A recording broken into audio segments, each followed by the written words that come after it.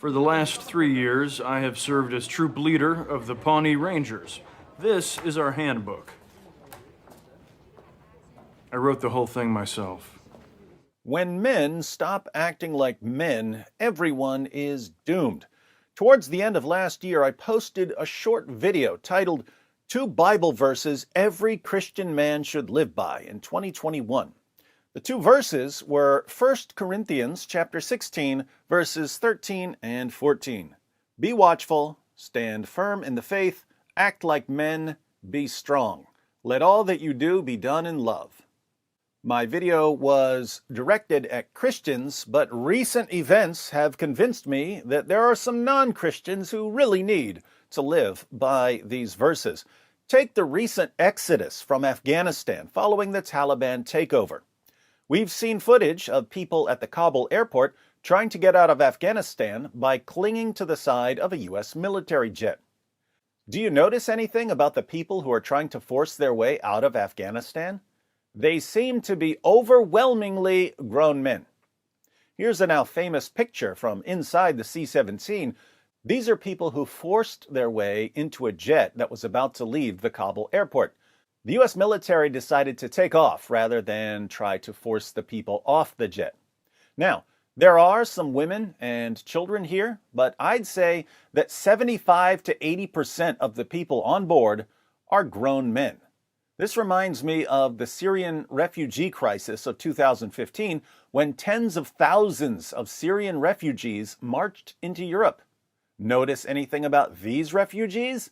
They seem to be overwhelmingly grown men. Here's the irony. Who are the people who are best able to fend for themselves in a dangerous, war-torn area?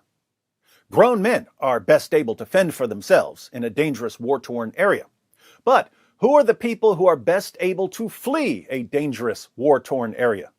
Grown men are best able to flee a dangerous, war-torn area.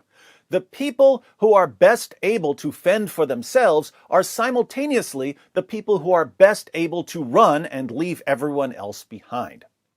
And that's why we need rules, my friends. This girl gave me a rough time one time. She goes, well, why does a guy make more an hour to do the exact same job? I go, I'll tell you why. Because in the unlikely event that we're both on a Titanic and it starts to sink, for some screwed up reason, you get to leave with the kids and I have to stay. Think about the Titanic. Let's look at some statistics about survivors of the Titanic. There were 434 women on the Titanic, most of them passengers, the rest were staff. 324 survived. So 75% of women survived. There were 112 children on the Titanic, 56 survived. So 50% of children survived. There were 1,680 men on the Titanic, slightly more staff and crew than passengers. 323 survived. So 19% of men survived. And we could break this down a bit more to see why even more women and children didn't survive. Most of the women and children who died were in the steerage section. The steerage section was the lower decks, the bottom of the ship. These women and children were just in a bad area of the ship if they needed to get out. The women and children in first and second class, the upper decks, almost all of them survived.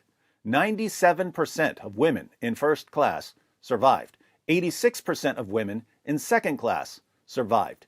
86% of children in first class survived. 100% of children in second class survived. And yet, most men died. Now, which people were best able to get into lifeboats if they really wanted to? The grown men. But most of the grown men died. Which people were least able to get into lifeboats? Women and children. But most of the women and children survived. What does this mean? It means that most of the men who were on the Titanic would rather die than trample on women and children to save themselves. Looking at the Syrian refugees marching across Europe in 2015 and the Afghan refugees fleeing Afghanistan, I get the distinct impression that if the Titanic had been filled with Syrians and Afghans and the ship started going down, the survival statistics would say that 90 to 95% of survivors were grown men. What's going on here? Why are grown men leaving their wives and mothers and sisters and children, expecting their wives and mothers and sisters and children to fend for themselves against terrorists? These guys are like George Costanza when a fire breaks out.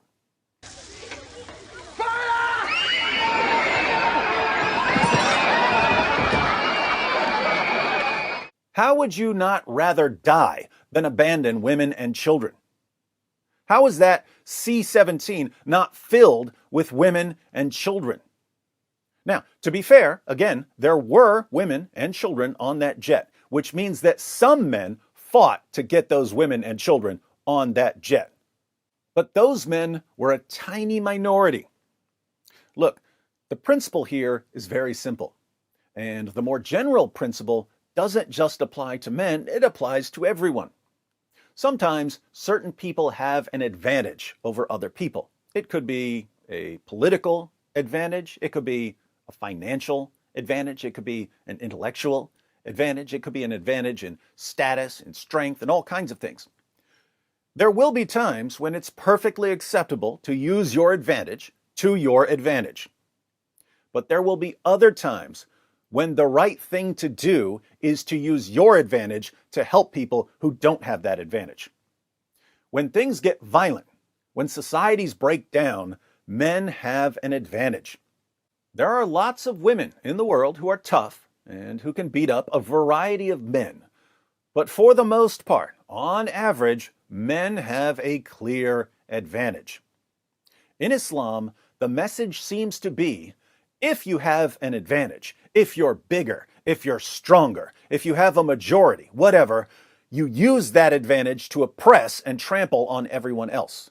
You don't use your advantage to help the disadvantaged.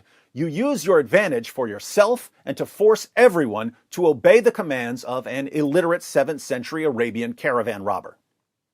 And we see the results. When things get violent, when societies break down, women and children are abandoned. They're expendable. In Ephesians 5:25, the Apostle Paul said, "Husbands, love your wives as Christ loved the church and gave himself up for her." Christ was crucified for the church. According to the Bible, then, husbands should be ready to be crucified for their wives if the situation arises. The same idea would apply to fathers with respect to their children. You see, when your supreme moral example is someone who endured torture and death for the sake of others, it has an impact on what you view as right and wrong.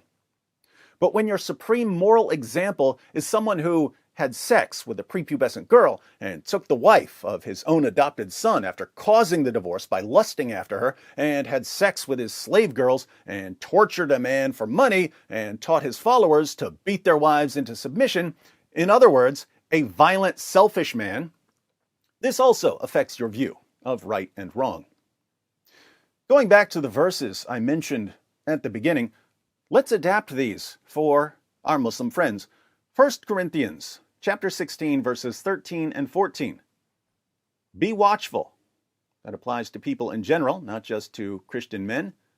Stand firm in the faith. Do not do this, Muslims. Taliban jihadis stand firm in your faith and look where it leads. Act like men, not like your fake prophet. Be strong. Don't abandon women and children to save yourselves. Let all that you do be done in love. That's probably the most difficult of all in Islam, since doing everything in love is antithetical to your religion. But let me tell you this, in a spirit of true love. You need a new religion.